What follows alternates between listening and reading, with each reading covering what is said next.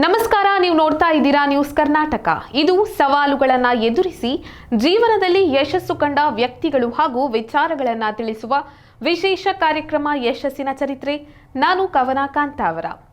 ಈ ನಾಡು ಎನ್ನುವಂಥ media group ಅಧ್ಯಕ್ಷ, ರಾಮೋಜಿ ಫಿಲ್ಮ್ ಸಿಟಿ ಸಂಸ್ಥಾಪಕ ರಾಮೋಜಿ ರಾವ್ ಇಹಲೋಕ ತ್ಯಜಿಸಿರುವ ವಿಷಯ ಎಲ್ಲರಿಗೂ ಬೇಸರವನ್ನುಂಟು ಮಾಡಿದೆ.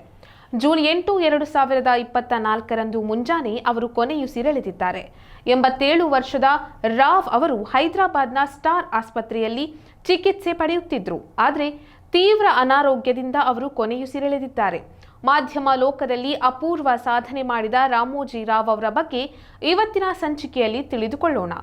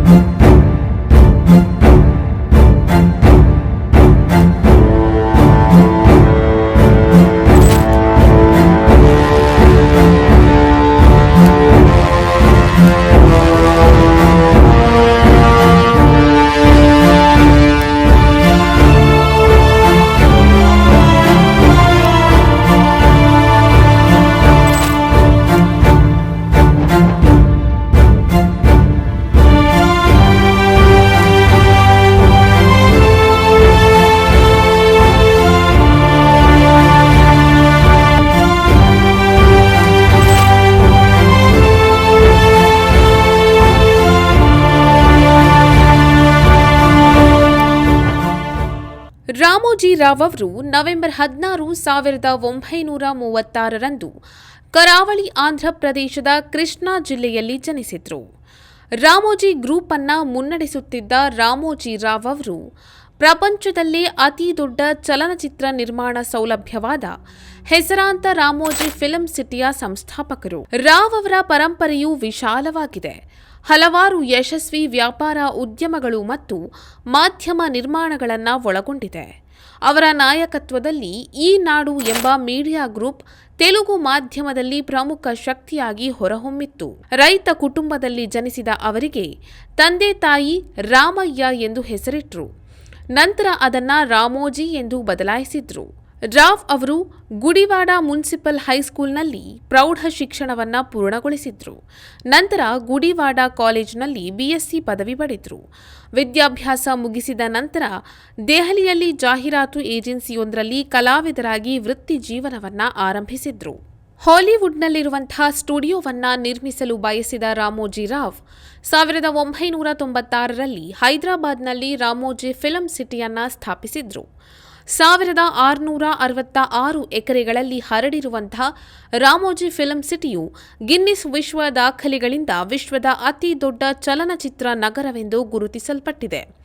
SS ರಾಜಮೌಳಿ ಅವರ ಪ್ರಸಿದ್ಧ ಬಾಹುಬಲಿ ಸೇರಿದಂತೆ ಬಹುತೇಕ ಎಲ್ಲ ಭಾರತೀಯ ಭಾಷೆಗಳಲ್ಲಿ ಮತ್ತು ಕೆಲವು ಹಿಂದಿ ಸೂಪರ್ ಹಿಟ್ ಸಿನಿಮಾಗಳು ಸೇರಿದಂತೆ ಸಾವಿರಾರು ಚಲನಚಿತ್ರಗಳನ್ನು ಹೈದರಾಬಾದ್ನ ಹೊರವಲಯದಲ್ಲಿರುವಂತಹ ರಾಮೋಜಿ ಫಿಲ್ಮ್ ಸಿಟಿಯಲ್ಲಿ ಚಿತ್ರೀಕರಿಸಲಾಗಿದೆ. ರಾಮೋಜಿ ಅವರ ಇತರ ಸಾಧನೆಗಳ ಬಗ್ಗೆ ತಿಳಿಯೋಣ ಸಣ್ಣ ಬ್ರೇಕ್ನ ನಂತರ. ಮತ್ತೆ ಯಶಸ್ಸಿನ ಚರಿತ್ರೆ ವಿಶೇಷ ಕಾರ್ಯಕ್ರಮಕ್ಕೆ ಸ್ವಾಗತ.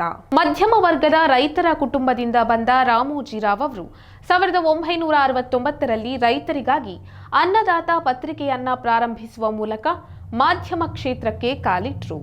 1974ರಲ್ಲಿ ಬಂದರು ನಗರವಾದ ವಿಶಾಖಪಟ್ಟಣದಲ್ಲಿ ಅವರು ಸ್ಥಾಪಿಸಿದ ಈ ನಾಡು ಪತ್ರಿಕೆ ಕ್ರಾಂತಿಯನ್ನುಂಟು ಮಾಡಿತ್ತು. ಅವಿಭಜಿತ ಆಂಧ್ರ ಪ್ರದೇಶದಲ್ಲಿ ಉದ್ಯಮ ಮತ್ತು ಬಹು ಆವೃತ್ತಿಗಳೊಂದಿಗೆ ಅತಿ ದೊಡ್ಡ ಪ್ರಸಾರವಾದ ತೆಲುಗು ದಿನಪತ್ರಿಕೆಯಾಗಿಯೂ ಇದು ಮುಂದುವರೆದಿತ್ತು. ದೂರದರ್ಶನದ ಏಕಸ್ವಾಮ್ಯವು ಕೊನೆಗೊಂಡ ನಂತರ ತೆಲುಗಿನ ಮೊದಲ ಸ್ಯಾಟಲೈಟ್ ಮನೋರಂಜನಾ ಚಾನೆಲ್ಗಳಲ್ಲಿ ETVಯೂ ಸೇರಿದೆ. ಕೆಲ ದಿನಗಳಲ್ಲಿ ETV ಮನೆ ಮಾತಾಯಿತು. ETV ವಾಹಿನಿಯು ಇತರ ಭಾಷೆಗಳಲ್ಲಿಯೂ ಬರಲು ಪ್ರಾರಂಭವಾಯಿತು. ತೆಲುಗು, ಕನ್ನಡ, ಬಂಗಾಳಿ, ಹಿಂದಿ ಮತ್ತು ಇತರ ಭಾಷೆಗಳಲ್ಲಿ ETV ಸುದ್ದಿವಾಹಿನಿ ಆರಂಭವಾಯಿತು. ಅವರು ಸ್ಥಾಪಿಸಿದ ಮತ್ತೊಂದು ಗಮನಾರ್ಹ ಮಾಧ್ಯಮ ವ್ಯವಹಾರವೆಂದರೆ ಅದು ಉಷಾಕಿರಣ ಮೂವೀಸ್ ಎಂಬ ಚಲನಚಿತ್ರ ನಿರ್ಮಾಣ ಕಂಪನಿ. ರಾಮೋಜಿ ರಾವ್ ಅವರು 1962ರಲ್ಲಿ ಮಾರ್ಗದರ್ಶಿ ಚಿಟ್ ಫಂಡ್ ಅನ್ನು ಪ್ರಾರಂಭಿಸಿದ್ರು.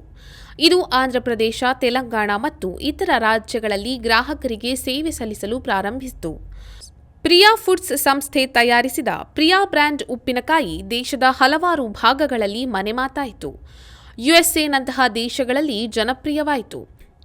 ಡಾಲ್ಫಿನ್ ಗ್ರೂಪ್ ಆಫ್ ಹೋಟೆಲ್ಗಳು, ಕಲಾಂಜಲಿ ಶಾಪಿಂಗ್ ಮಾಲ್, ಪ್ರಿಯಾ ಉಪ್ಪಿನಕಾಯಿ ಮತ್ತು ಮಯೂರಿ ಫಿಲ್ಮ್ ಡಿಸ್ಟ್ರಿಬ್ಯೂಟರ್ಸ್ ಇದು ಇವರ ಇತರ ಯಶಸ್ವಿ ವ್ಯಾಪಾರ ಉದ್ಯಮಗಳು. ರಾಮೋಜಿ ರಾವ್ ಅವರಿಗೆ 2016ರಲ್ಲಿ 2ನೇ ಅತ್ಯುನ್ನತ ನಾಗರಿಕ ಪ್ರಶಸ್ತಿ ಪದ್ಮ ವಿಭೂಷಣವನ್ನ ನೀಡಿ ಗೌರವಿಸಲಾಯಿತು.